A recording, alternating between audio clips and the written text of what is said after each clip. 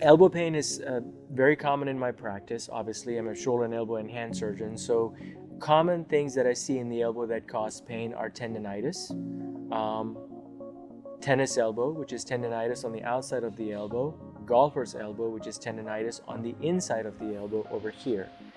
I also see a lot of tendon ruptures caused by trauma. We also see nerve compressions like cubital tunnel syndrome, which is the equivalent of carpal tunnel syndrome, but it affects the elbow. So the funny bone nerve over here gets pinched and patient gets numbness or tingling in their fingers. A lot of times these conditions are treated with bracing and physical therapy first. Unless somebody is coming in with a tendon rupture, like a biceps tendon rupture in a bodybuilder, that's something that will require urgent surgery.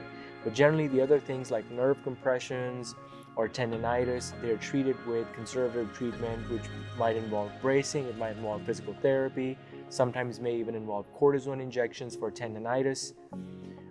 For nerve compression, a lot of times we get nerve studies on these patients, and if they have a severe compression, then we fix it with surgery with a nerve release, which is the cubital tunnel release, similar to a carpal tunnel release, also done through a small little incision right here.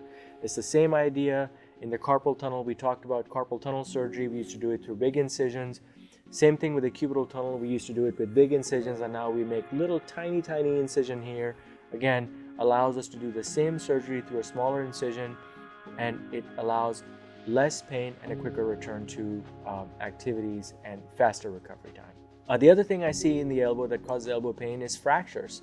I see a lot of fractures in the elbow caused by trauma. It can be high energy trauma like a car accident, or low energy trauma like a fall. Multiple parts of the elbow can be broken that might need attention. Like we can have fractures on the radial head, which is the part on the outside of the elbow that allows you to rotate the forearm. It can be the distal humerus, which is the bone here. It can be olecranon, which is the bone here.